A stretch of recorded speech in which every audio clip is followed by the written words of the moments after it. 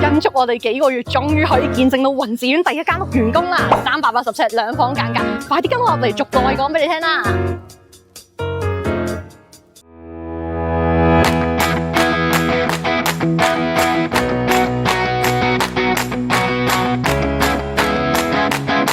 ！380尺，一家三口加一隻年紀唔細嘅貓主子，要間出2間房，仲要留一個位，俾行動慢咗嘅老貓唔使跳唔使爬。窗台唔封死，借位做成一條長書台，大人開工假期煲劇，一台過仲要收納，由地下做到上天花，樓梯每一級都係櫃。一入門口，首先睇下隔離呢組玄關櫃先。見唔見到呢一個轉角位我哋改咗呢？其實呢，佢原本係一個直角位嚟㗎，但我哋落地改嘅時候呢，就改咗佢變成斜面轉角。咁至於點解我哋會改呢？其實有3個原因嘅。咁一嚟啦，就係斜角會冇尖位啦，咁人行過嘅時候呢，都冇咁容易撞到嘅。咁都可以睇到個櫃入邊啦，其實都冇咩死位嘅，我哋係將成個空間用到盡啦。望落去其實就冇咁壓迫嘅。至於門呢，因為佢都有翻咁上下嘅厚度，我哋都冇嘥到呢個位啦，就做咗一個置物嘅空間，可以放更加多嘢入去。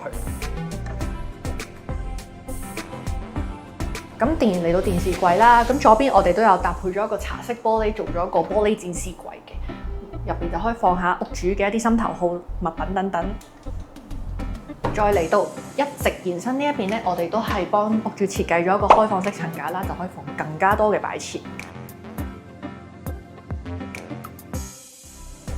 嚟到下邊呢一邊呢，我哋都有用一啲條紙格柵去做裝飾啦。至於電視牆嘅一個懸空嘅位置呢，就可以用嚟放下啲 router 啊，或者係遙控等等嘅電子用品。咁就嚟到全屋最精彩嘅主人房啦。咁咧，我哋其實就係用咗高架床設計啦，上面呢邊咧就係瞓覺嘅區域啦。咁落翻嚟啦，其實最有心思咧就係呢一個位啦，因為咧呢度係特登留咗個位放貓屋。咁至於呢邊訂做樓梯咧，其實我哋都有開咗個圓形同埋橢圓形嘅窿位啦。一嚟就係攞嚟做扶手，二嚟咧喺視覺上面嚟講咧，重量都會減輕咗啲㗎。咁樓梯呢一邊咧，我哋都冇嘥到啦，係挖空咗一個位咧，係專門可以攞嚟放更加多嘅雜物㗎。至於窗邊呢個位咧，我哋都冇嘥到㗎，延伸咗一張書台，哇！喺呢個日光之下辦公，簡直係一流啊！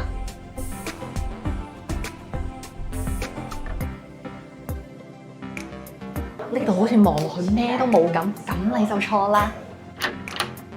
其實咧，佢係一道隱形門嚟㗎，入到嚟就係另一間睡房啦。咁呢一間睡房咧，我哋就幫屋主咧就做咗一個到頂嘅衣櫃啦。咁到頂嘅好處就係冇咁容易積聚到灰塵。門板方面咧，我哋就做咗一個斜嵌嘅門板啦。哇！大家睇下可以放幾多嘢。咁嚟到浴室呢個位啦，其實我哋都有做到一個適老化嘅設計啦，因應翻屋主爸爸媽媽嘅需求啦，就有做咗一個座位咧，咁就可以俾佢哋2位老人家咧沖涼嘅時候可以坐低使用啦。咁我哋亦都有配搭咗一個咁大嘅鏡櫃啦，可以放到唔少嘅雜物喺入邊㗎。咁就好多謝林太揀咗我哋天順先啦，咁就都問翻少少簡單嘅問題啦。咁我想問下你一開始係點樣認識到我哋公司嘅咧？同埋係最後點樣決定會揀我哋公司咧？我哋係一開頭就上網揾啲唔同嘅公司，咁其中就喺即係上 Facebook 又見到你哋公司，跟住然之後咧，咁我哋 compare 咗3-4間嘅公司啦，咁同埋問咗 AI 啦，咁你哋就係比較抵啲，同埋即係俾嘅服務又會即係相對多啲，即係 CP 值高啲嘅一間公司，咁所以我哋最後就揀呢一間咯。同埋最初就係因為話你哋嘅板係有 ENF 嘅。即係質素，咁我哋都係因為呢個點我哋先揀嘅。係咪因為屋企有寵物，所以都會喺可能甲醛上面會比較諗得會仔細啲？係啊。咁我哋前期報價嘅時候咧，你認為我哋同你報價嘅過程係算唔算係好透明啊？同埋我哋有冇再即係加啲不必要嘅嘢入去？我覺得即係泥水工程嗰邊咧，都係算相對透明嘅。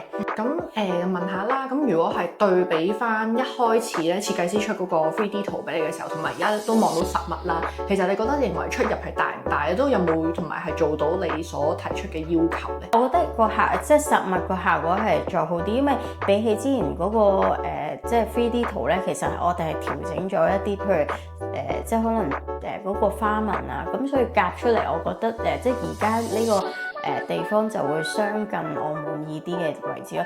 咁至於我滿意設計師嘅位置，可能係我覺得佢呢個電視櫃都做得幾好，呢個護位啊，同埋我有啲要求，可能係個櫃桶有一啲嘅要求，咁佢都做到嘅，係啦。我都有見到嗰個睡房有一個位係放貓貓嘅，係你特登提出嚟嘅，即係你要求其實就係真空咗一個位置咁樣，就係攞嚟放貓籠，係係啊。